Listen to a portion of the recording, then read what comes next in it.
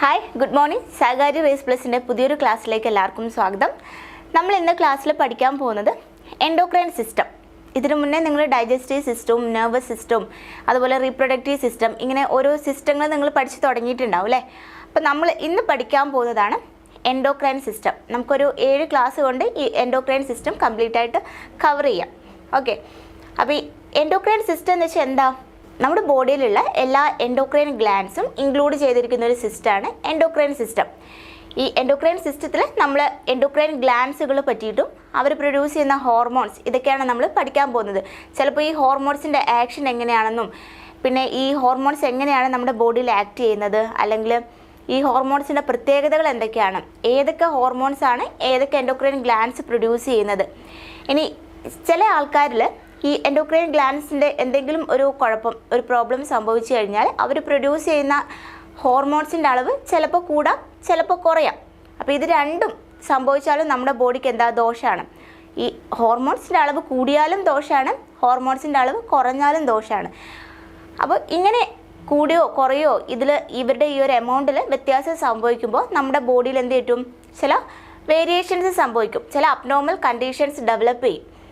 അങ്ങനെയുള്ള conditions, hormonal imbalance കാരണം ഉണ്ടാകുന്ന ചില കണ്ടീഷൻസ്, നമ്മുടെ ബോഡിയിൽ ഉണ്ടാകുന്ന ചില കണ്ടീഷൻസിനെ കുറിച്ച് പഠിക്കണം. അങ്ങനെ കുറച്ച് കാര്യങ്ങളൊക്കെ നമുക്ക് ഈ എൻഡോക്രൈൻ സിസ്റ്റത്തിൽ പഠിക്കാനുണ്ട്. അപ്പോൾ നമുക്ക് നേരെ ക്ലാസ്സിലേക്ക് പോവാം. എൻഡോക്രൈൻ സിസ്റ്റം എന്ന് പറഞ്ഞാൽ എന്തായിരുന്നു? കുറേ എൻഡോക്രൈൻ, നമ്മുടെ ബോഡിയിലുള്ള എല്ലാ എൻഡോക്രൈൻ ഗ്ലാൻഡ്സുകളും ഇൻക്ലൂഡ് ചെയ്തിരിക്കുന്ന ഒരു സിസ്റ്റമാണ് എന്ത്? എൻഡോക്രൈൻ സിസ്റ്റം അല്ലേ? അപ്പോൾ ഈ എൻഡോക്രൈൻ ഗ്ലാൻഡ് പഠിക്കുന്നതിന് മുന്നേ നമുക്ക് ഒരാളെ കൂടെ പരിചയപ്പെടണം. അതാണ് എക്സോക്രൈൻ ഗ്ലാൻഡ്. ഓക്കെ, നമ്മുടെ ബോഡിയിൽ ചില ഗ്ലാൻഡ്സുകളുണ്ട്. നമുക്ക് തൈറോയ്ഡ് ഗ്ലാൻഡ് ഉണ്ട്, parathyroid gland, set glands, sebaceous glands, ഇങ്ങനെ ഒത്തിരി ഗ്ലാൻഡ്സുകളുണ്ട് നമ്മുടെ ബോഡിയിൽ അല്ലേ? അപ്പോൾ ഈ ഗ്ലാൻഡ്സുകളെ പ്രധാനമായിട്ടും രണ്ടാക്കിയിട്ടാണ് ഡിവൈഡ് ചെയ്യുന്നത്. ഓക്കെ, ഈ ഗ്ലാൻഡ്സ് 2 ടൈപ്പ് ഉണ്ട്. ഒന്നാമത്തെ ടൈപ്പാണ് എൻഡോക്രൈൻ ഗ്ലാൻഡ്, രണ്ടാമത്തെ ടൈപ്പാണ് എക്സോക്രൈൻ ഗ്ലാൻഡ്. ഓക്കെ, നമ്മുടെ ബോഡിയിലെ ഗ്ലാൻഡ്സുകളെ പ്രധാനമായിട്ടും 2 ആയിട്ടാണ് ക്ലാസിഫൈ ചെയ്തിരിക്കുന്നത്. ഒന്നാണ് എൻഡോക്രൈൻ ഗ്ലാൻഡ്, രണ്ടാമത്തേത് എക്സോക്രൈൻ ഗ്ലാൻഡ്. ഈ എക്സോക്രൈൻ ഗ്ലാൻഡ് എന്ന് പറയുമ്പോൾ അവർക്ക് ഡക്റ്റുകളുണ്ട്. Okay, exocrine ഗ്ലാൻഡ്സിൽ ഡക്റ്റുകളുണ്ട്. അപ്പോൾ ഡക്റ്റുകളുള്ള ഗ്ലാൻഡ്സിന് എന്താ പറയുക? Ducted glands. ഓക്കെ, എക്സോക്രൈൻ ഗ്ലാൻഡ്സിന് ഡക്റ്റുകളുണ്ട്. സോ എന്താ പേരിൽ അറിയപ്പെടുന്നത്? ഡക്റ്റഡ് ഗ്ലാൻഡ്സ് എന്നാണ് അറിയപ്പെടുന്നത്. ഇനി എൻഡോക്രൈൻ ഗ്ലാൻഡ്സിന് എന്താ? ഡക്റ്റുകളില്ല. അതുകൊണ്ട് അവരെങ്ങനത്തെ ആയിരിക്കും? എന്ത് ഗ്ലാൻഡ് ആയിരിക്കും? Ductless glands. ഓക്കെ, ഇതാണ് ഇവരുടെ വ്യത്യാസം. എക്സോക്രൈൻ ഗ്ലാൻഡ്സിന് ഡക്റ്റുകളുണ്ട്, എന്നാൽ എൻഡോക്രൈൻ ഗ്ലാൻഡ്സിന് ഡക്റ്റുകളില്ല. അപ്പോൾ ഈ ഡക്റ്റുകൾ ഉണ്ടെങ്കിലും ഡക്റ്റുകൾ ഇല്ലെങ്കിലും ഈ എൻഡോക്രൈൻ ഗ്ലാൻഡ്സിൻ്റെ അവരുടെ ആക്ഷനിൽ എന്തെങ്കിലും വ്യത്യാസം സംഭവിക്കുന്നുണ്ടോ? ഉണ്ട്, അവരുടെ ആക്ഷനിൽ ചെറിയ വ്യത്യാസം സംഭവിക്കുന്നുണ്ട്. ഈ എൻഡോക്രൈൻ ഗ്ലാൻഡ്സും എക്സോക്രൈൻ ഗ്ലാൻഡ്സും ചില കെമിക്കൽ സബ്സ്റ്റൻസ് പ്രൊഡ്യൂസ് ചെയ്യുന്നുണ്ട്. നമ്മുടെ ബോഡിയിൽ ചില കെമിക്കൽ സബ്സ്റ്റൻസ് പ്രൊഡ്യൂസ് ചെയ്യും. ഇത് രണ്ടും നമുക്ക് എങ്ങോട്ടേക്കാണ് വരേണ്ടത്? ഇവരെങ്ങോട്ടേക്കാണ് റിലീസ് ചെയ്യുക? ബ്ലഡിലോട്ടേക്കാണ് റിലീസ് ചെയ്യുക കേട്ടോ. ഇവർ രണ്ടും, ഈ എൻഡോക്രൈൻ ഗ്ലാൻഡ്സും എക്സോക്രൈൻ ഗ്ലാൻഡ്സും പ്രൊഡ്യൂസ് ചെയ്യുന്ന കെമിക്കൽ സബ്സ്റ്റൻസ് ബ്ലഡിലേക്കാണ് എത്തേണ്ടത്. ഓക്കെ, ബ്ലഡിലേക്കാണ് എത്തേണ്ടത്. പക്ഷേ ഈ ബ്ലഡിൽ എത്തിക്കഴിഞ്ഞതിന് ശേഷം അവരെന്ത് ചെയ്യും? അവർക്ക് ഓരോരോ ടാർഗറ്റ് ഓർഗൻസ് ഉണ്ടാവും, അതിലേക്ക് എത്തും. ഈ ബ്ലഡ് വഴിയാണ് ഓരോ ഓർഗൻസിലേക്കും എത്തുന്നത്. അപ്പോൾ ഈ എക്സോക്രൈൻ ഗ്ലാൻഡ്സ് എന്ന് പറയുമ്പോൾ നമ്മൾ എന്താ പറഞ്ഞത്? ഇവർക്ക് ഡക്റ്റുകൾ ഉണ്ട്, അവർ ഡക്റ്റഡ് ഗ്ലാൻഡ്സ് ആണ്. അപ്പോൾ ഇവർ പ്രൊഡ്യൂസ് ചെയ്യുന്ന കെമിക്കൽ സബ്സ്റ്റൻസ് ഇവരെന്ത് ചെയ്യും? നേരെ ഡക്റ്റിന് കൊടുക്കും. ഓക്കെ, അപ്പോൾ ഈ ഡക്റ്റ് വഴിയാണ് ഈ കെമിക്കൽ സബ്സ്റ്റൻസ് നമ്മുടെ ബ്ലഡിലേക്ക് എത്തുന്നത്. ഓക്കെ, മനസ്സിലായോ? ഈ എൻഡോക്രൈൻ ഗ്ലാൻഡ്സ് പ്രൊഡ്യൂസ് ചെയ്യുന്ന കെമിക്കൽ സബ്സ്റ്റൻസ് നേരെ അവർ എന്തിലേക്ക് കൊടുക്കും? ഡക്റ്റിൽ കൊടുക്കും. ഡക്റ്റ് വഴിയാണ് ഇവർ എന്തിലേക്ക് എത്തുന്നത്? ബ്ലഡിലേക്ക് എത്തുന്നത്. എക്സോക്രൈൻ ഗ്ലാൻഡ്സ് പ്രൊഡ്യൂസ് ചെയ്യുന്ന കെമിക്കൽ സബ്സ്റ്റൻസ് ബ്ലഡിലേക്ക് റിലീസ് ചെയ്യുന്നത് ഡക്റ്റ് വഴിയാണ്. അവർക്ക് എന്തുണ്ട്? ഡക്റ്റുകളുണ്ട്. അതുകൊണ്ട് ഡക്റ്റ് വഴിയാണ് ബ്ലഡിലേക്ക് റിലീസ് ചെയ്യുന്നത്. പക്ഷേ എൻഡോക്രൈൻ ഗ്ലാൻഡ്സ് എന്ന് പറയുമ്പോൾ എന്താ? ഡക്ട്ലെസ് ഗ്ലാൻഡ്സ് ആണ്, അവർക്ക് ഡക്റ്റുകളില്ല. അപ്പോൾ അങ്ങനെ ഈ ഡക്റ്റ് വഴി ഇവർക്ക് ബ്ലഡിലേക്ക് റിലീസ് ചെയ്യാൻ പറ്റുമോ? ഡക്റ്റുകളില്ലല്ലോ. അപ്പോൾ അങ്ങനെ ഡക്റ്റ് വഴി റിലീസ് ചെയ്യാൻ പറ്റില്ല. അപ്പോൾ അവരെന്ത് ചെയ്യും? അവർ നേരെ ബ്ലഡിലേക്ക് റിലീസ് ചെയ്യും, ഡയറക്റ്റ്ലി ബ്ലഡിലേക്ക് റിലീസ് ചെയ്യും. ഡക്റ്റ് ഇല്ലാത്തതുകൊണ്ട് ഇവരെന്ത് ചെയ്യും? ഇവർ പ്രൊഡ്യൂസ് ചെയ്യുന്ന കെമിക്കൽ സബ്സ്റ്റൻസ് ബ്ലഡിലോട്ടേക്ക് നേരെ റിലീസ് ചെയ്യുന്നു. ഇതാണ് ഇവർ തമ്മിലുള്ള മേജർ വ്യത്യാസം. ഈ എക്സോക്രൈൻ ഗ്ലാൻസ് എന്ന് പറയുമ്പോൾ അവർ ഡക്റ്റഡ് ഗ്ലാൻസ് ആണ്. അവർക്ക് എന്തുണ്ട്? ഡക്റ്റുകളുണ്ട്. അപ്പോൾ അവർ പ്രൊഡ്യൂസ് ചെയ്യുന്ന കെമിക്കൽ സബ്സ്റ്റൻസ് ബ്ലഡിലേക്ക് ഡക്റ്റ് വഴിയാണ് കൊടുക്കുന്നത്, റിലീസ് ചെയ്യുന്നത്. എന്നാൽ എൻഡോക്രൈൻ ഗ്ലാൻസിന് ഡക്ട്ലെസ് ഗ്ലാൻസ് ആണ്. അവർക്ക് ഡക്റ്റുകളില്ല. അതുകൊണ്ട് അവർ ബ്ലഡിലേക്ക് അവർ പ്രൊഡ്യൂസ് ചെയ്യുന്ന കെമിക്കൽ സബ്സ്റ്റൻസ് അല്ലെങ്കിൽ ഹോർമോൺസ് എങ്ങനെ റിലീസ് ചെയ്യും? അവർ ഡക്റ്റ് വഴി റിലീസ് ചെയ്യാൻ പറ്റില്ല, കാരണം അവർക്ക് ഡക്ട്ലെസ് ഗ്ലാൻസ് അല്ലേ. അപ്പോൾ അവരെന്ത് ചെയ്യും? ഡയറക്റ്റായിട്ട് ബ്ലഡിലേക്ക് റിലീസ് ചെയ്യും. അവർക്കൊരു ഇടനിലക്കാരെ ആവശ്യമൊന്നുമില്ല. അവരും ബ്ലഡുമായിട്ട് നേരിട്ടുള്ള ഇടപാടാണ്. അവർ പ്രൊഡ്യൂസ് ചെയ്യുന്ന ഹോർമോൺസ് ബ്ലഡിലേക്ക് നേരിട്ടിട്ടാണ് റിലീസ് ചെയ്യുന്നത്. ഇനി മൂന്നാമത്തെ ഒരു ടൈപ്പ് ഗ്ലാൻസും കൂടെ ഉണ്ട്, അതാണ് മിക്സഡ് ഗ്ലാൻസ്. ഓക്കെ, മൂന്നാമത്തെ ടൈപ്പാണ് മിക്സഡ് ഗ്ലാൻസ്. മിക്സഡ് ഗ്ലാൻസ് എന്ന് പറയുമ്പോൾ ഏതെങ്കിലും ഒരു ഗ്ലാൻസ് അവർക്ക് എന്തുണ്ടാവും? അവർക്ക് ഒരു എൻഡോക്രൈൻ പാർട്ടും ഉണ്ടാവും, എക്സോക്രൈൻ പാർട്ടും ഉണ്ടാവും. ഈ രണ്ട് പാർട്ടുള്ള ഗ്ലാൻസിനെയാണ് നമ്മൾ മിക്സഡ് ഗ്ലാൻസ് എന്ന് പറയാം. ഇതിനൊരു എക്സാമ്പിളാണ് പാൻക്രിയാസ്. ഈ മിക്സഡ് ഗ്ലാൻഡിന് എക്സാമ്പിളാണ് പാൻക്രിയാസ്. ഓക്കെ, അപ്പോൾ നമ്മൾ എന്തൊക്കെയാണ് പഠിച്ചത്? ഗ്ലാൻസ് എന്ന് പറയുമ്പോൾ പ്രധാനമായിട്ടും രണ്ട് ടൈപ്പ് ക്ലാസിഫിക്കേഷനാണുള്ളത്. ഒന്ന് എൻഡോക്രൈൻ ഗ്ലാൻഡും രണ്ടാമത്തത് എക്സോക്രൈൻ ഗ്ലാൻഡും. എക്സോക്രൈൻ ഗ്ലാൻഡ് എന്ന് പറയുമ്പോൾ അവർക്ക് ഡക്റ്റഡ് ഗ്ലാൻസ് ആണ്. അവർക്ക് എന്തുണ്ട്? ഡക്റ്റുകളുണ്ട്. സോ അവർ പ്രൊഡ്യൂസ് ചെയ്യുന്ന കെമിക്കൽ സബ്സ്റ്റൻസ് അവർ ഡക്റ്റ് വഴിയാണ് ബ്ലഡിലേക്ക് കൊടുക്കുന്നത്. എന്നാൽ എൻഡോക്രൈൻ ഗ്ലാൻസിന് ഡക്റ്റുകളില്ല. അവർ ഡക്ട്ലെസ് ഗ്ലാൻസ് ആണ്. അവർ പ്രൊഡ്യൂസ് ചെയ്യുന്ന കെമിക്കൽ സബ്സ്റ്റൻസ് അവർ ഡയറക്റ്റായിട്ട് ബ്ലഡിലേക്ക് റിലീസ് ചെയ്യും. ഇനി മൂന്നാമത്തെ ഒരു ടൈപ്പ് ഉണ്ട്, അതാണ് മിക്സഡ് ഗ്ലാൻസ്. ഈ മിക്സഡ് ഗ്ലാൻസിൽ എന്താ സംഭവിക്കുന്നത്?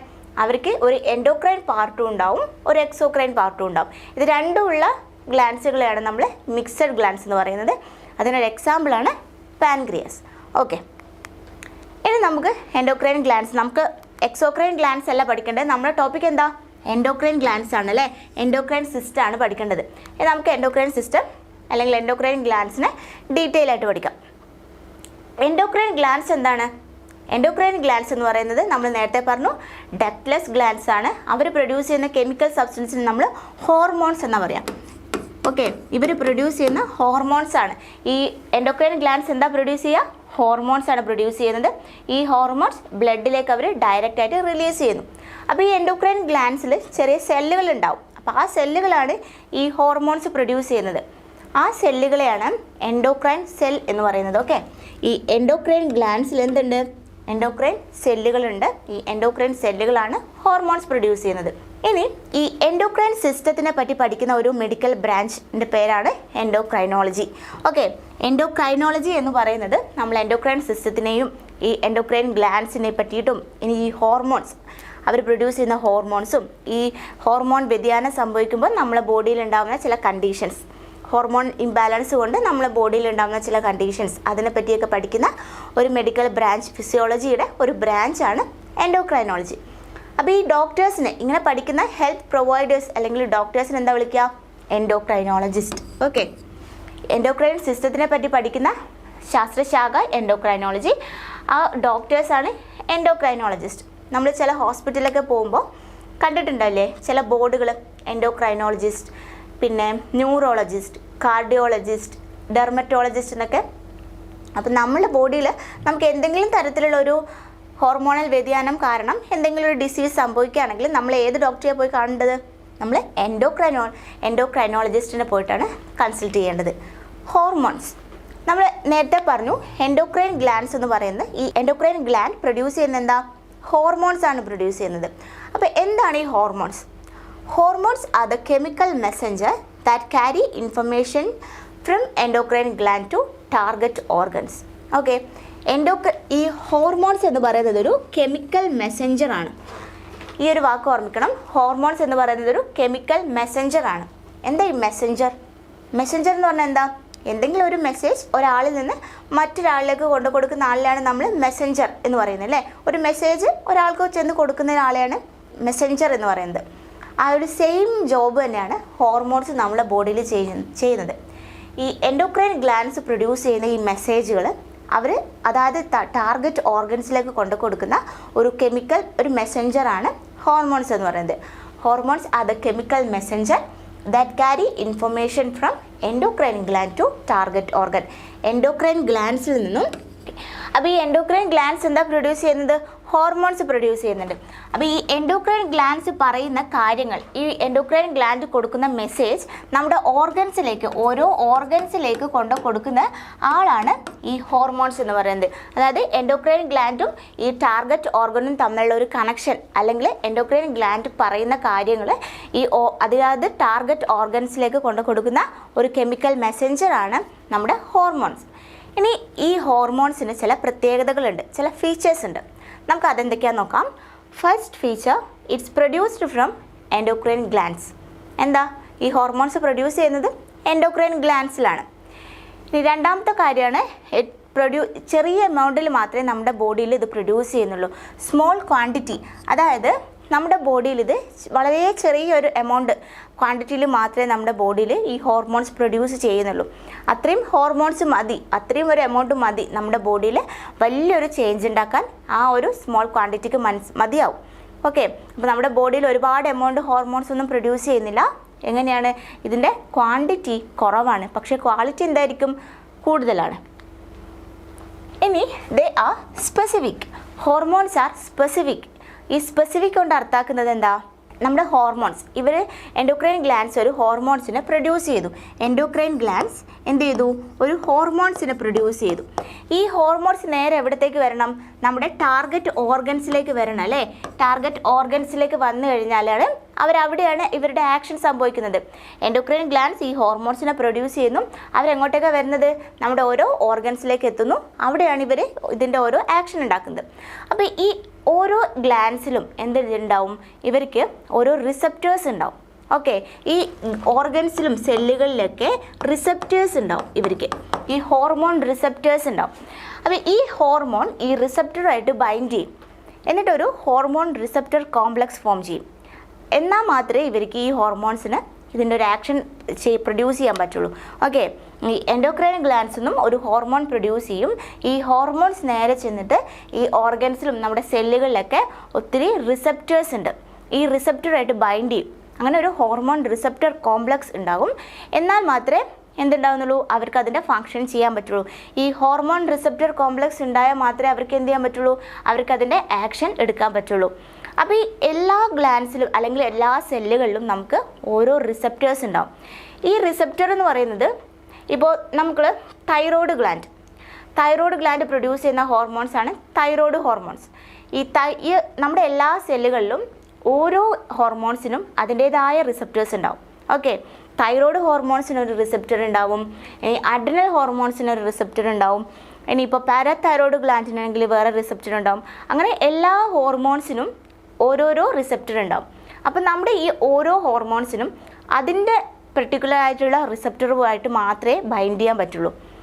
ഇപ്പോൾ ഒരു സെല്ലെടുക്കാം. ഓക്കെ, ഒരു സെല്ല്, ഇതിലെന്തുണ്ട്? നമുക്കൊരു തൈറോയ്ഡ് റിസപ്റ്ററും ഉണ്ട്, അതുപോലെ തന്നെ നമുക്കൊരു അഡ്രിനൽ ഗ്ലാൻഡിൻ്റെ അഡ്രിനൽ ഹോർമോൺസിൻ്റെ ഒരു റിസപ്റ്ററുണ്ട്. നമുക്ക് 1 and 2 എന്ന് കൊടുക്കാം. ഓക്കെ, 1ഉം 2 കൊടുക്കാം. 2 റിസപ്റ്ററാണ് ഉള്ളത്. അപ്പോൾ ഈ രണ്ടാമത്തെ റിസപ്റ്ററിന് പറ്റിയൊരു ഹോർമോൺ ഉണ്ടാവും. ഈ ഹോർമോണിന് അതിൻ്റെ റിസപ്റ്ററോട് മാത്രമേ ബൈൻഡ് ചെയ്യാൻ പറ്റുള്ളൂ. ഒരിക്കലും ഈ വേറൊരു ഹോർമോണിൻ്റെ റിസപ്റ്ററുമായിട്ട് ബൈൻഡ് ചെയ്യാൻ പറ്റില്ല. ഇതിന് ഈ നമ്മൾ ചെറിയ കുട്ടികളിൽ കളിക്കുന്ന അവരുടെ ടോയില്ലേ, ഒരു ബിൽഡിംഗ് ബ്ലോക്സ്, അതിൽ ചെറിയ എന്തുണ്ടാവും? ബ്ലോക്സ് ഉണ്ടാവും. നമ്മൾ അതിങ്ങനെ ഫിറ്റ് ചെയ്യും അല്ലേ? അപ്പോൾ അതിന് കറസ്പോണ്ടിങ് ആയി അതിന് ഫിറ്റ് ചെയ്യാൻ പറ്റുന്ന ബ്ലോക്കിൽ മാത്രമല്ലേ നമുക്കതിനെ ജോയിൻ ചെയ്യിപ്പിക്കാൻ പറ്റുള്ളൂ. അതിനേക്കാളും വലുതോ അല്ലെങ്കിൽ അതിനേക്കാളും ചെറുതോ ഉള്ള ഒരു ബ്ലോക്ക് എടുത്തിട്ട് നമുക്ക് ആ 2 ബ്ലോക്കും കൂടെ ഫിറ്റ് ചെയ്യാൻ പറ്റുമോ? ഇല്ല. അതിന് കറക്റ്റ് സൈസിലും കറക്റ്റ് ഷേപ്പിലുള്ള ഒരു ബ്ലോക്കിലോട് മാത്രമേ നമുക്കതിനെ ജോയിൻ ചെയ്യിപ്പിക്കാൻ പറ്റുന്നുള്ളൂ അല്ലേ? അതേപോലെ തന്നെ ഈ ഹോർമോൺസിന് അവരുടെ റിസപ്റ്ററോട് മാത്രമേ ബൈൻഡ് ചെയ്യാൻ പറ്റുള്ളൂ. തൈറോയ്ഡ് ഹോർമോണിന് ഈ തൈറോയ്ഡ് ഹോർമോണിൻ്റെ റിസപ്റ്ററുമായിട്ട് മാത്രമേ ബൈൻഡ് ചെയ്യാൻ പറ്റുള്ളൂ. വേറെ ഹോർമോണിൻ്റെ റിസപ്റ്ററുമായിട്ട് ബൈൻഡ് ചെയ്യാൻ പറ്റില്ല. എല്ലാ ഹോർമോൺസിനും എങ്ങനെയാണ്? ഓക്കെ, അതാണ് ഈ സ്പെസിഫിസിറ്റി കൊണ്ട് ഉദ്ദേശിക്കുന്നത്. ഓരോ ഹോർമോൺസിനും അതിൻ്റേതായ റിസപ്റ്ററുമായിട്ട് മാത്രമേ ബൈൻഡ് ചെയ്യാൻ പറ്റുള്ളൂ. ഇനി നമ്മൾ ഈ സ്മോൾ ക്വാണ്ടിറ്റി നമ്മൾ ഓൾറെഡി പറഞ്ഞു. എന്താ? നമ്മളെ ബോഡിയിൽ ഈ ഹോർമോൺസ് വളരെ ചെറിയ ഒരു എമൗണ്ടിൽ മാത്രമേ പ്രൊഡ്യൂസ് ചെയ്യുന്നുള്ളൂ. ആ ഒരു എമൗണ്ട് മതി നമ്മളെ ബോഡിയിൽ എന്തുണ്ടാക്കാൻ, വലിയൊരു മാറ്റം ഉണ്ടാക്കാൻ ഈ ഒരു എമൗണ്ട് മതി. ക്വാണ്ടിറ്റി ചെറുതാണെങ്കിലും ഇതിൻ്റെ ക്വാളിറ്റി ഒരുപാട് കൂടുതലാണ്. After its action it is eliminated from our body. അതായത് ഈ ഹോർമോൺസ്, ഈ എൻഡോക്രൈൻ ഗ്ലാൻഡ്സ് എന്ത് ചെയ്തു? ഹോർമോൺസിനെ പ്രൊഡ്യൂസ് ചെയ്തു. ഈ ഹോർമോൺസ് അതിൻ്റെ ആക്ഷൻ എടുത്തു കഴിഞ്ഞാൽ, നമ്മുടെ ബോഡിയിൽ അതിൻ്റെ ആക്ഷൻ എടുത്തു കഴിഞ്ഞാൽ പിന്നെ അവരെന്ത് ചെയ്യും, അത് നമ്മുടെ ബോഡിയിൽ നിന്ന് പെട്ടെന്ന് തന്നെ എലിമിനേറ്റ് ചെയ്യപ്പെടും. കാരണം എന്താ? കാരണം എന്ന് വെച്ചാൽ ഇപ്പോൾ ഒരു എക്സാമ്പിൾ വെച്ചിട്ട് നമുക്കത് എക്സ്പ്ലെയിൻ ചെയ്യാം. നമ്മളൊരു റോഡിൽ കൂടെ ഇങ്ങനെ നടക്കുകയാണ്, പെട്ടെന്നൊരു പാമ്പ് അല്ലെങ്കിൽ ഒരു ആന വന്നു. നമ്മൾ നടന്നുകൊണ്ട് പോവുകയാണേ, നമ്മൾ നോർമലായിട്ട് നടന്നു പോകുമ്പോൾ നമുക്ക് പെട്ടെന്നൊരു പാമ്പിനെ കണ്ടു. അപ്പം നമ്മൾ എന്താ ചെയ്യുക? ഒന്നുകിൽ നമുക്ക് അവിടെ 2 ഓപ്ഷൻ ഉണ്ട്. നമുക്ക് പാമ്പുമായിട്ടൊന്ന് ഫൈറ്റ് ചെയ്യാം, അല്ലെങ്കിൽ നമുക്ക് തിരിച്ച് രക്ഷപ്പെടാം. ഈ 2 ഓപ്ഷനല്ലേ ഉള്ളൂ. നമുക്ക് ഒന്നുകിൽ പാമ്പുമായിട്ട് ഫൈറ്റ് ചെയ്യണം, അല്ലെങ്കിൽ നമുക്ക് അവിടെ നിന്ന് തിരിച്ച് ഓടണം. ഈ 2 ഓപ്ഷനാണുള്ളത് അല്ലേ? ആ ഒരു സമയത്ത് നമ്മൾ ഈ പെട്ടെന്ന് ഈ പാമ്പിനെ കാണുമ്പോൾ നമുക്കുണ്ടാവുന്ന നമ്മുടെ ബോഡിയിൽ നമ്മൾ പോലും അറിയാതെ ചില കാര്യങ്ങൾ, ചില ചേഞ്ചസ് സംഭവിക്കുന്നുണ്ട്. എന്തൊക്കെയായിരിക്കും? ഒന്ന് ഓർത്ത് നോക്കിക്കേ. നമ്മൾ പെട്ടെന്നൊരു പാമ്പിനെ കാണുകയാണ്, അപ്പം നമുക്ക് ഫസ്റ്റ് തോന്നുന്ന ഫീലിംഗ് എന്താ? നമുക്ക് പേടിയാവും, നമുക്ക് ടെൻഷനാവും അല്ലേ? അങ്ങനെ ടെൻഷൻ ആയി കഴിഞ്ഞാൽ അല്ലെങ്കിൽ സ്ട്രെസ് ആയി കഴിഞ്ഞാൽ നമ്മുടെ ബോഡിയിൽ എന്തൊക്കെ സംഭവിക്കുക? നമ്മുടെ ഹാർട്ട് ബീറ്റ് കൂടാൻ തുടങ്ങും അല്ലേ? നമ്മുടെ ഹാർട്ട് ബീറ്റ് കൂടുന്നുണ്ട്, നമ്മുടെ റെസ്പിറേഷൻ കൂടാൻ തുടങ്ങും. നമ്മൾ ശ്വാസം എടുക്കുന്നത്, ആ റെസ്പിറേഷൻ റേറ്റ് എന്താ കൂടാൻ തുടങ്ങും, നമുക്ക് വിയർക്കാൻ തുടങ്ങും. ഇങ്ങനെ ഒരുപാട് കാര്യങ്ങൾ നമ്മുടെ ബോഡിയിൽ സംഭവിക്കുന്നില്ലേ? ഈ ഒരു സമയത്ത്, ഈ ഒരു എമർജൻസി സിറ്റുവേഷനിൽ നമ്മളെ ബോഡിയിൽ പ്രൊഡ്യൂസ് ചെയ്യുന്ന ഹോർമോണാണ് അഡ്രിനാലിൻ. ഓക്കെ, അപ്പോൾ ഈ ഒരു സമയത്ത് നമുക്ക് എന്ത് ചെയ്യും? നമ്മുടെ അഡ്രിനാലിൻ പ്രൊഡ്യൂസ് ചെയ്യും. ഈ അഡ്രിനാലിനാണ് നമ്മുടെ ബോഡിയിൽ ഈ പറയുന്ന നമ്മുടെ ഹാർട്ട് ബീറ്റ് കൂട്ടുന്നതും നമ്മുടെ റെസ്പിറേഷൻ കൂട്ടുന്നതും നമ്മുടെ സ്വെറ്റിംഗ് കൂട്ടുന്നതും ഇതിനൊക്കെ കാരണം എന്താ? ഈ അഡ്രിനാലിനാണ് നമുക്ക് എന്ത് ചെയ്യുന്നത്? നമ്മുടെ ഒരു എമർജൻസി സിറ്റുവേഷനിൽ നമ്മൾ എങ്ങനെ ആക്ട് ചെയ്യണം, നമ്മൾ ആ ഒരു സിറ്റുവേഷൻ നമ്മൾ എങ്ങനെ നേരിടണം എന്ന് നമുക്ക് പറഞ്ഞു തരുന്നില്ല, അല്ലെങ്കിൽ നമ്മളതിനെ ഹെൽപ്പ് ചെയ്യുന്ന ഹോർമോണാണ് ഈ അഡ്രിനാലിൻ എന്ന് പറയുന്നത്. അപ്പോൾ ഈ അഡ്രിനാലിൻ നമ്മുടെ ബോഡിയിൽ പ്രൊഡ്യൂസ് ചെയ്ത് കഴിഞ്ഞാൽ നമുക്ക് എന്ത് കിട്ടുന്നുണ്ട്? നമ്മുടെ ഹാർട്ട് ബീറ്റ് കൂടുന്നുണ്ട്. ഈ ഹാർട്ട് ബീറ്റ് കൂടുമ്പോൾ എന്താ സംഭവിക്കുക? നമ്മുടെ ഹൃദയമെടുപ്പ് കൂടുമ്പോൾ, ഹൃദയമാണ് ബ്ലഡ് പമ്പ് ചെയ്യുന്നത്, അപ്പോൾ ഹൃദയമെടുപ്പ് കൂടും. അപ്പോൾ ഹാർട്ട് ബീറ്റ് കൂടുമ്പോൾ നമ്മുടെ ബോഡിയിൽ എന്ത് സംഭവിക്കും? ഈ ബ്ലഡ് പമ്പിങ് കൂടാൻ തുടങ്ങും. അപ്പോൾ ഈ ഹാർട്ടിൽ നിന്നുള്ള ബ്ലഡ് പമ്പിങ് കൂടുമ്പോൾ നമ്മുടെ ഓരോ ഓർഗൻസിലും ഓരോ സെല്ലിലേക്കും എത്തുന്ന ഓക്സിജൻ്റെ അളവ് എന്ത് ചെയ്യും? കൂടും. അങ്ങനെ ഓക്സിജൻ്റെ അളവ് കൂടുമ്പോൾ നമുക്ക് എനർജി കിട്ടും. നമുക്ക് അവിടുന്ന് തിരിച്ച് ഓടാനുള്ള, അല്ലെങ്കിൽ നമുക്ക് അവിടുന്ന് രക്ഷപ്പെടാനുള്ള ഒരു എനർജി കിട്ടുന്നത് എങ്ങനെയാണ്? നമ്മുടെ ഈ ഹാർട്ട് പമ്പ്. അതുകൊണ്ടാണ് നമ്മൾ ആ ഒരു സമയത്ത് നമ്മുടെ ഹാർട്ട് ബീറ്റ് കൂടുന്നത്. നമ്മളെ ബോഡിയിൽ നമുക്ക് രക്ഷപ്പെടാൻ വേണ്ട ആ ഒരു എനർജി, ഓക്സിജൻ കിട്ടുന്നത് എങ്ങനെയാണ്? ഈ അഡ്രിനാലിനാണ് ഹാർട്ട് ബീറ്റ് കൂട്ടുന്നതും അതുവഴി നമുക്ക് എന്തുണ്ട്? ഓക്സിജൻ കിട്ടുന്നു. ഇനി നമുക്ക് റെസ്പിറേഷൻ കൂടുന്നുണ്ട്, നമ്മൾ ശ്വാസം എടുക്കുന്നത് കൂടുന്നുണ്ട്. എഗെയിൻ അവിടെ സംഭവിക്കുന്നത് എന്താ? നമ്മൾ ശ്വാസം എടുക്കുമ്പോൾ നമുക്ക് ഓക്സിജനാണ് വീണ്ടും കിട്ടുന്നത്. നമ്മുടെ സെല്ലിലൊക്കെ ഈ ഓക്സിജൻ എത്തുമ്പോൾ നമ്മൾ എന്ത് ചെയ്യും?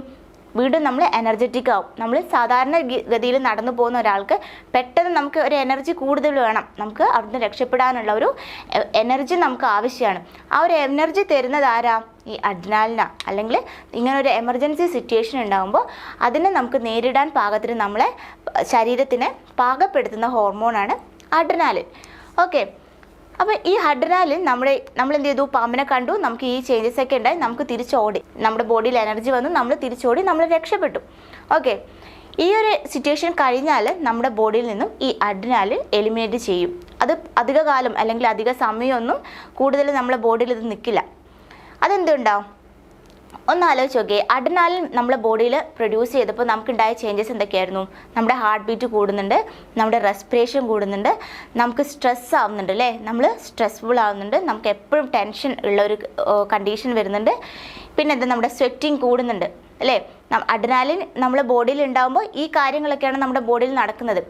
അപ്പോൾ ഈ അഡ്രിനാലിൻ ഒരു 5-10 മിനിറ്റോ നമ്മളെ ബോഡിയിൽ നിൽക്കുകയാണെങ്കിൽ നമുക്ക് ആ ഒരു 5 അല്ലെങ്കിൽ ആ 10 മിനിറ്റും നമ്മൾ എങ്ങനെയായിരിക്കും? നമുക്ക് ഈ സ്ട്രെസ് തന്നെയായിരിക്കും, അല്ലെങ്കിൽ നമ്മൾ ഈ ടെൻഷൻ തന്നെയായിരിക്കും, നമ്മുടെ ഹാർട്ട് ബീറ്റ് കൂടുതൽ തന്നെയായിരിക്കും.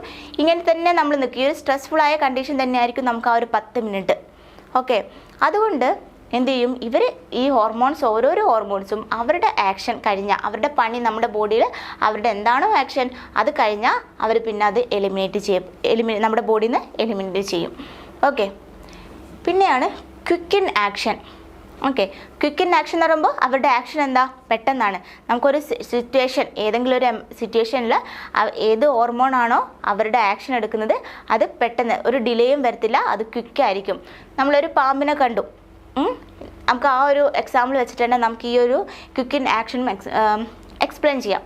നമ്മളിപ്പോൾ നടന്നു പോകുമ്പോൾ ഒരു പാമ്പിനെ കണ്ടു, അപ്പോൾ പെട്ടെന്ന് തന്നെ നമ്മളെ ബോഡിയിൽ ഈ അഡ്രിനാലിൻ റിലീസ് ചെയ്തിട്ടില്ലെങ്കിൽ നമുക്ക് അവിടെ എന്താ നടക്കുക? നമുക്ക് ഈ സ്ട്രെസ്സും ടെൻഷനും അല്ലെങ്കിൽ നമുക്ക് ഈ എനർജിയും ഹാർട്ട് ബീറ്റ് കൂടുതലും ഒന്നും കിട്ടില്ല. നമ്മൾ അവിടെ നിൽക്കും. നമുക്ക് ഈ അഡ്രിനാലിൻ ഇതിൻ്റെ ആക്ഷൻ എടുത്തില്ലെങ്കിൽ പിന്നെ നമ്മൾ ആ പാമ്പിൻ്റെയോ അല്ലെങ്കിൽ ആനയുടെയോ അടുത്ത് നമ്മൾ കുറച്ച് നേരം ഒരു 5-10 മിനിറ്റ് ഇങ്ങനെ നിന്ന് കഴിഞ്ഞാൽ നമ്മുടെ അവസ്ഥ എന്തായിരിക്കും? അഡ്രിനാലിൻ വിചാരിക്കുക കുറച്ച് കഴിഞ്ഞിട്ടൊക്കെ നമുക്കിതിൻ്റെ പണിയെടുക്കാം, കുറച്ച് കഴിയട്ടെ എന്നിട്ട് പോകാമെന്നൊക്കെ അഡ്രിനാലിൻ വിചാരിക്കുകയാണെങ്കിലോ? അപ്പോൾ എന്താ ഇതിൻ്റെ ആക്ഷൻ എന്താണ്? ക്വിക്കാണ്. ഓക്കെ, ഇനിയാണ് അടുത്ത പോയിൻ്റാണ് they are relatively small molecules that are peptide amines steroids എന്ന് പറഞ്ഞാൽ ഈ ഹോർമോൺസ് ഉണ്ടാക്കിയിരിക്കുന്നത് ഒന്നുകിൽ പെപ്റ്റൈഡ്സ് കൊണ്ടായിരിക്കാം, അല്ലെങ്കിൽ അമൈൻസ് എന്ന് പറഞ്ഞാൽ അമിനോ ആസിഡ് കൊണ്ടായിരിക്കാം, അല്ലെങ്കിൽ സ്റ്റിറോയിഡ്സ് കൊണ്ടായിരിക്കാം. സ്റ്റിറോയിഡ്സ്, കൊളസ്ട്രോൾ, ഓക്കെ, ഇതൊക്കെ കൊണ്ടാണ് ഈ ഹോർമോൺസ് ഉണ്ടാക്കുന്നത്. അപ്പോൾ എന്തൊക്കെ പോയിന്റ്സ് ആയിരുന്നു നമ്മൾ പറഞ്ഞത്? ഹോർമോൺസിൻ്റെ ഫീച്ചേഴ്സ് എന്തൊക്കെയായിരുന്നു? ഇത് പ്രൊഡ്യൂസ് ചെയ്യുന്നത് എൻഡോക്രൈൻ ഗ്ലാൻഡ്സ് ആണ്. സ്മോൾ ക്വാണ്ടിറ്റിയിൽ മാത്രമേ ഇത് പ്രൊഡ്യൂസ് ചെയ്യുന്നുള്ളൂ. ഇവരുടെ ആക്ഷൻ ക്വിക്കാണ്. പിന്നെന്താ, ഇത് സ്പെസിഫിക് ആണ്. നമ്മുടെ റിസപ്റ്ററുമായിട്ട് ഇവർ സ്പെസിഫിക് ആണ്. ഇവരുണ്ടാക്കിയിരിക്കുന്നത് ഒന്നുകിൽ പെപ്റ്റൈഡ്, അല്ലെങ്കിൽ അമൈൻസ്, അല്ലെങ്കിൽ സ്റ്റിറോയിഡ്സ്. പിന്നെ ഇവരുടെ ആക്ഷൻ കഴിഞ്ഞാൽ നമ്മുടെ ബോഡിയിൽ നിന്ന് ഇത് പെട്ടെന്ന് തന്നെ എലിമിനേറ്റ് ചെയ്യുന്നുണ്ട്. ഓക്കെ, ഇനി നെക്സ്റ്റ് ആണ് നമ്മുടെ ഈ ഹോർമോൺസിൻ്റെ ക്ലാസിഫിക്കേഷൻ. നമ്മളിവിടെ ഒരു പോയിന്റ് പഠിച്ച് ഓർക്കുന്നുണ്ടോ? They are relatively small molecules that are peptide, amines and steroids. നമുക്കിനി നോക്കേണ്ടത് നമ്മുടെ ഇതിൻ്റെ ഹോർമോൺസിൻ്റെ ക്ലാസിഫിക്കേഷനാണ്. 2 ടൈപ്പിൽ നമുക്ക് ഹോർമോൺസിനെ ക്ലാസിഫൈ ചെയ്യാം. ഓക്കെ, ഈ ഹോർമോൺസിനെ നമുക്ക് 2 ടൈപ്പിൽ ക്ലാസിഫൈ ചെയ്യാം. ഒന്ന് based on its chemical nature, രണ്ടാമത്തേതാണ് ബേസ്ഡ് ഓൺ ഇറ്റ്സ് സോല്യുബിലിറ്റി.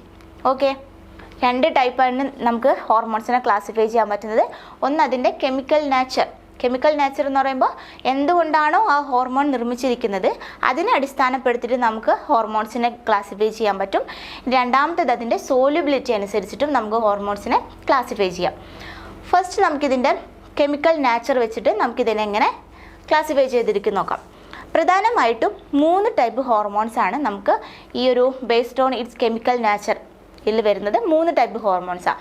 ഒന്നാമത്തത് സ്റ്റിറോയിഡ് ഹോർമോൺ, രണ്ടാമത്തത് അമൈൻ ഡെറിവേറ്റീവ്സ്, മൂന്നാമത്തതാണ് പ്രോട്ടീൻ ഹോർമോൺസ്. ഓക്കെ, ഒന്നാമത്തത് ഏതാ? Steroid hormones. ഈ സ്റ്റിറോയിഡ് ഹോർമോൺസ് എന്ന് പറയുമ്പോൾ they are derivatives of cholesterol. Cholesterol കൊണ്ടായിരിക്കും ഈ സ്റ്റിറോയിഡ് ഹോർമോൺസ് ഉണ്ടാക്കിയിരിക്കുന്നത്. ഇനി അമൈൻ ഡെറിവേറ്റീവ്സ് എന്ന് പറയുമ്പോൾ ഈ അമൈൻ എന്ന് പറഞ്ഞാൽ എന്താ? Amino acids. അപ്പോൾ അമൈൻ ഡെറിവേറ്റീവ്സ് എന്ന് പറയുന്നത് ഈ അമിനോ ആസിഡ് കൊണ്ടുണ്ടാക്കിയിരിക്കുന്ന ഹോർമോൺസാണ് അമൈൻ ഡെറിവേറ്റീവ്സ്. ഇനി പ്രോട്ടീൻ ഹോർമോൺസ്. ഈ പ്രോട്ടീൻ ഹോർമോൺസ് എന്ന് പറയുമ്പോൾ ഇതിൽ ഒന്ന് അല്ലെങ്കിൽ അതിലധികമോ പെപ്റ്റൈഡ്സ് ഉണ്ടാവും, അല്ലെങ്കിൽ പ്രോട്ടീൻ ഹോർമോൺസ്. പെപ്റ്റൈഡ് എന്ന് പറഞ്ഞാൽ ഈ അമിനോ ആസിഡ് തമ്മിലുള്ള ആ ഒരു ബോണ്ട് എന്താ? പെപ്റ്റൈഡ് ബോണ്ടല്ലേ? ഒന്നോ അല്ലെങ്കിൽ അധികം അമിനോ ആസിഡിനെ കണക്ട് ചെയ്തിരിക്കുന്നത് എങ്ങനെയാണ്? പെപ്റ്റൈഡ് ബോണ്ട് കൊണ്ടാണ്. അപ്പോൾ ഒന്നിലധികം പെപ്റ്റൈഡ് ബോണ്ട്സ് ഉള്ള ഹോർമോൺസാണ് പ്രോട്ടീൻ ഹോർമോൺസ് എന്ന് പറയുന്നത്. ഇനി ഇതിൻ്റെ എക്സാമ്പിൾ ഏതൊക്കെയാണെന്ന് നോക്കണം. സ്റ്റിറോയിഡ് ഹോർമോൺസിന് എക്സാമ്പിൾ അഡ്രിനൽ കോർട്ടക്സും നമ്മുടെ ഗൊണാഡ്സ് ആൻഡ് പ്ലാസൻഡ ഇവർ പ്രൊഡ്യൂസ് ചെയ്യുന്ന ഹോർമോൺസാണ് steroid hormones. Okay, steroid hormones എന്ന് പറയുന്നത് എന്താണ്? നിർമ്മിച്ചിരിക്കുന്നത് കൊളസ്ട്രോൾ കൊണ്ടാണ്. അഡ്രിനൽ കോർട്ടക്സും ഗൊണാഡ്സും പ്ലാസൻഡൽ ഹോർമോൺസ് ഇതൊക്കെയാണ് സ്റ്റിറോയിഡ് ഹോർമോൺസിൻ്റെ example. Next one amine derivatives, അതായത് അമിനോ ആസിഡ് കൊണ്ടുണ്ടാക്കിയിരിക്കുന്ന ഹോർമോൺസിനെയാണ് നമ്മൾ അമൈൻ ഡെറിവേറ്റീവ്സ് എന്ന് പറയുന്നത്. ഈ ഇതിന് വേറെ പേര് പറയും തൈറോസിൻ ഡെറിവേറ്റീവ്സ്. തൈറോസിൻ എന്ന് പറഞ്ഞാൽ എന്താ? ഒരു അമിനോ ആസിഡാണ് തൈറോസിൻ. ഓക്കെ, ഈ തൈറോസിൻ ഡെറിവേറ്റീവ്സ് ആണ് തൈറോയ്ഡ് ഗ്ലാൻഡും അഡ്രിനൽ മെഡുലയും പ്രൊഡ്യൂസ് ചെയ്യുന്ന ഹോർമോൺസാണ് അമൈൻ ഡെറിവേറ്റീവ്സ്. മൂന്നാമത്തെ ടൈപ്പാണ് പ്രോട്ടീൻ ഡെറിവേറ്റീവ്സ്. ഈ പ്രോട്ടീൻ ഹോർമോൺസിൻ്റെ എക്സാമ്പിളാണ് pituitary, placental, pancreas and parathyroid hormones. ഈ പ്രോട്ടീൻ ഹോർമോൺസ് പഠിക്കാൻ ഒരു എളുപ്പമുണ്ട്. എല്ലാത്തിലും ഒരു പി ഉണ്ടാവും. ഓക്കെ, പിറ്റ്യൂട്ടറിയിൽ ഒരു പി ഉണ്ട്, പ്ലാസെൻഡയിൽ ഒരു പി, പാൻക്രിയാസിലും ഒരു പി ഉണ്ട്, പാരാതൈറോയ്ഡിലും ഒരു പി ഉണ്ട്, പിന്നെ പ്രോട്ടീൻ ഹോർമോൺസിലും ഒരു പി ഉണ്ട്. അപ്പോൾ പ്രോട്ടീൻ ഹോർമോൺസ് എന്ന് പറയുന്നത് ഏതൊക്കെ ഹോർമോൺസാണ്? Pituitary, placenta, pancreas and parathyroid. ഈ പ്ലാസെൻഡ ഇവിടെയും വരുന്നുണ്ട്. പ്ലാസെൻഡ എന്ന് പറയുന്നത് പ്ലാസെൻഡ പ്രൊഡ്യൂസ് ചെയ്യുന്ന ചില ഹോർമോൺസ് സ്റ്റിറോയിഡ് ഹോർമോൺസ് ആണ്. ഓക്കെ, ഇനി നമുക്കിതിൻ്റെ രണ്ടാമത്തെ ക്ലാസിഫിക്കേഷൻ എന്തായിരുന്നു? രണ്ടാമത്തെ classification based on its solubility. ഈ സോല്യുബിലിറ്റി അനുസരിച്ച് ഈ ഹോർമോൺസിനെ 2 ആക്കിയിട്ടാണ് ഡിവൈഡ് ചെയ്തിരിക്കുന്നത്. ഒന്ന് ലിപ്പോഫിലിക് ഹോർമോൺസും രണ്ടാമത്തത് ലിപ്പോഫോബിക് ഹോർമോൺസും. ഒന്നാമത്തേത് ലിപ്പോഫിലിക് ഹോർമോൺസ്, രണ്ടാമത്തേതാണ് ലിപ്പോഫോബിക് ഹോർമോൺസ്. അപ്പോൾ ഈ ലിപ്പോഫിലിക് ഹോർമോൺസ് എന്ന് പറയുന്നത് ഫാറ്റ് സോല്യൂബിൾ ഹോർമോൺസ് ആണ്. ലിപ്പോഫോബിക് ഹോർമോൺസ് എന്ന് പറയുന്നത് വാട്ടർ സോല്യൂബിൾ ഹോർമോൺസ് ആണ്. ലിപ്പോഫിലിക് ഹോർമോൺസ് ഫാറ്റ് സോല്യൂബിൾ ഹോർമോൺസും ലിപ്പോഫോബിക് ഹോർമോൺ വാട്ടർ സോല്യൂബിൾ ഹോർമോൺസും. നമ്മൾ ഇതേപോലെ ഒരു ക്ലാസിഫിക്കേഷൻ നമ്മൾ വിറ്റമിൻസ് പഠിക്കുമ്പോഴും പഠിച്ചിട്ടുണ്ടാവും. വൈറ്റമിൻസ് ക്ലാസിഫിക്കേഷൻ എങ്ങനെയാണ്? ഇതേപോലെ തന്നെ വിറ്റമിൻസിനെ നമുക്ക് രണ്ടാക്കി ഡിവൈഡ് ചെയ്തിട്ടുണ്ട്. ഒന്ന് ഫാറ്റ് സോല്യൂബിളും അതുപോലെ തന്നെ വാട്ടർ സോല്യൂബിൾ വിറ്റമിൻസും ഉണ്ട് അല്ലേ? സെയിം ആണ് ഇവിടെയും. ഹോർമോൺസിനെ നമുക്ക് ഫാറ്റ് സോല്യൂബിൾ എന്നും ഇതുപോലെ വാട്ടർ സോല്യൂബിൾ എന്നും ഡിവൈഡ് ചെയ്തിട്ടുണ്ട്. ഫാറ്റ് സോല്യൂബിൾ വിറ്റമിൻ ഏതൊക്കെയായിരുന്നു? ADEK ആണ് നമ്മുടെ ഫാറ്റ് സോല്യൂബിൾ വിറ്റമിൻസ്. അപ്പോൾ ഇതിൻ്റെ പ്രത്യേകത എന്താ? ഈ ADEK വിറ്റമിൻസ്, വിറ്റമിൻ എയും vitamin D, vitamin E, vitamin K, ഇവരൊക്കെ നമ്മുടെ ബോഡിയിൽ അബ്സോർബ് ചെയ്യണമെങ്കിൽ നമ്മുടെ ബോഡിയിൽ എന്ത് വേണം? ഫാറ്റ് വേണം. ചെറിയൊരു എമൗണ്ടിൽ ഫാറ്റ് വേണം. അങ്ങനെ ഈ ഫാറ്റിൽ ഇത് ലയിച്ച് കഴിഞ്ഞാൽ മാത്രമേ നമ്മുടെ ബോഡിക്ക് ഇതിനെ അബ്സോർബ് ചെയ്തെടുക്കാൻ പറ്റുള്ളൂ. അങ്ങനത്തെ ഹോർമോൺസിനെയാണ് നമ്മൾ ഫാറ്റ് സോല്യൂബിൾ വിറ്റമിൻ എന്ന് പറയുന്നത്. ഓക്കെ, അപ്പോൾ നമ്മുടെ ടോപ്പിക്ക് മാറിപ്പോയി. നമ്മുടെ ടോപ്പിക്ക് എന്തായിരുന്നു? ഹോർമോൺസ്. അപ്പോൾ ഹോർമോൺസിനെ നമ്മൾ എന്താ സോലിബിലിറ്റി അനുസരിച്ചിട്ട് നമുക്ക് ലിപ്പോഫിലിക് ഹോർമോണും ലിപ്പോഫോബിക് ഹോർമോണും ഉണ്ട്. ലിപ്പോഫിലിക് ഹോർമോൺ എന്ന് പറയുമ്പോൾ അവരെന്താണ്? അവർ ഫാറ്റ് സോല്യൂബിൾ ആണ്. അതിന് എക്സാമ്പിളാണ് സ്റ്റിറോയിഡ് ഹോർമോൺസും തൈറോക്സിനും. Steroid hormones and thyroxine are lipophilic hormones. Okay, lipophobic hormone എന്ന് പറയുന്നത് വാട്ടർ സോല്യൂബിൾ ഹോർമോണാണ്. ബാക്കി ഈ രണ്ട് ഹോർമോൺ ഒഴികെ ബാക്കിയുള്ളതൊക്കെ ലിപ്പോഫോബിക് ഹോർമോണാണ്. മനസ്സിലായോ? ലിപ്പോഫിലിക് ഹോർമോൺസിന് രണ്ട് എക്സാമ്പിളാണുള്ളത്. ഒന്ന് സ്റ്റിറോയിഡ് ഹോർമോണും രണ്ടാമത് തൈറോക്സിനും. ഈ രണ്ട് ഹോർമോൺ ഒഴികെ ബാക്കിയുള്ള എല്ലാ ഹോർമോൺസും വാട്ടർ സോല്യൂബിൾ ഹോർമോൺസ് ആണ്.